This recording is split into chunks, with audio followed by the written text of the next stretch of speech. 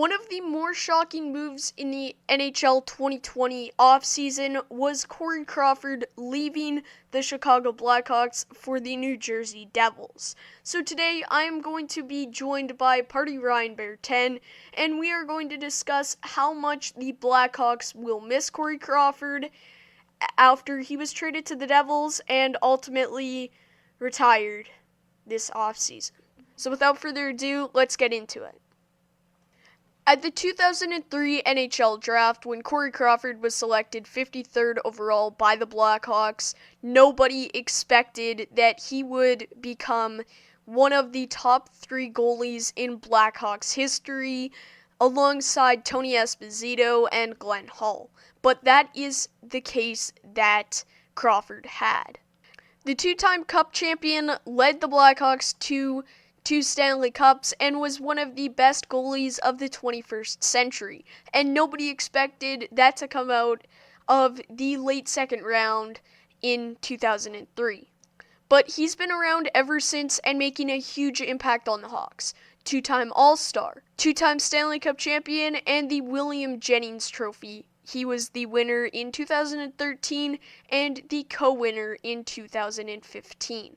Corey Crawford, who left Chicago in the 2020 offseason and signed in New Jersey, had a lot of Devils fans excited and a lot more Blackhawks fans disappointed. But Hawks fans were obviously very humble about it and wishing Crawford the best in New Jersey.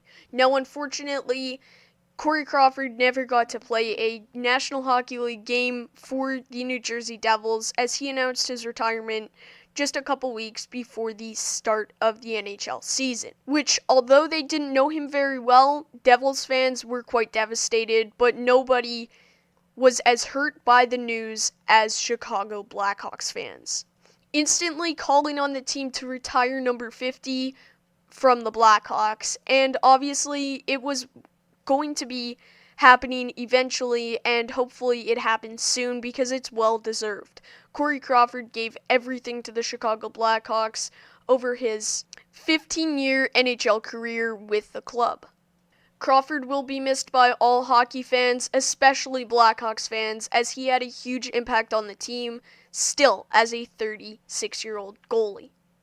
Now, enough with me, let's send it over to my friend PartyRyanBear10 to give his thoughts on the Blackhawks. If you don't already know his channel, go subscribe, links down below. And he is really just great at storytelling, and he's a natural in front of the camera and behind the microphone. So without further ado, take it away, Ryan. Alright, so first up, Angus, I just want to thank you for allowing me to come on the channel. And, if you have not already, make sure you go check out King Angus, because he is a very great guy. He's a very great YouTuber. He's allowed me to do this, and, yeah. Crawford signing with the Devils is going to make a huge impact on the Hawks, because me, being a Blackhawks fan, now we signed Malcolm Subban. Really? We got Malcolm Subban and Calvin Delia as our goalies now. This goalie pair-up is probably the worst in the league. I will tell you this. Malcolm Subban is going to suck. He's gonna suck. He's not a starting goaltender position. He's definitely not. Calvin Delia, I just don't even, this guy, he's just all out garbage. He's just not a good goalie. Our goalie pairings suck, and Malcolm Subban has not had good seasons. He has not had one season where he was an actual super a stud. He's always been fairly decent or just garbage. And yeah. Now, I do think that Delia's actually going to do better than Subban this season. One, I have this odd feeling that Malcolm Subban is just going to get injured. And if he actually gets injured at like the start of the season and is out for the whole season, then clip this. But if I just have an odd feeling that Malcolm Subban's not going to do good, nor is Calvin Delia. Our defense, I mean, we have the good defensive prospects, but however, Seabrook taking a dump, and Keith are both not that good. So, yeah, Keith and Seabrook are good, but they're on their way out. Keith, 37. Seabrook, I think, like 36, 37 as well. Also, these guys are on huge dang contracts. They're on, like, $5 million, $9 million type contracts. These are huge contracts that you cannot accept on your team, especially with these older players. I mean, sure, they still got like 1-2 years left, but I mean, we have Adam Boquist who's already up actually, I think. And then we got this other defensive prospect that Paul told me about.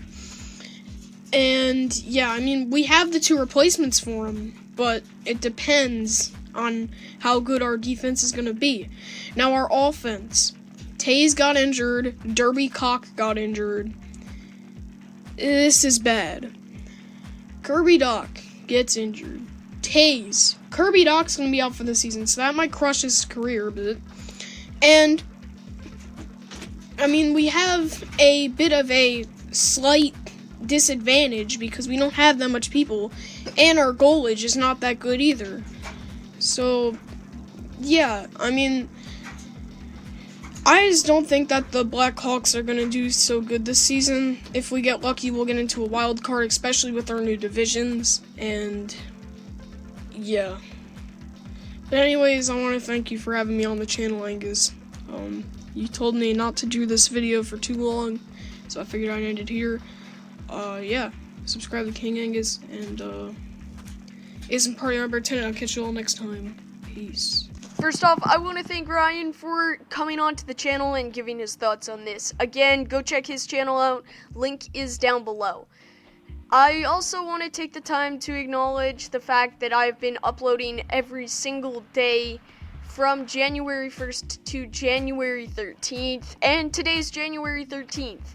Hockey is officially back later today, guys, and I could not be more excited about it. Thank you for the overwhelming amount of support over this last 2 weeks, and I'm going to try to stay more consistent throughout the rest of the year with uploads every Friday. Around 4 p.m. Eastern is the schedule I'm going to be sticking to. So if you enjoyed this content over the last couple of weeks, make sure that you like and subscribe. Join the herd. Happy hockey season, everyone. Thanks for watching.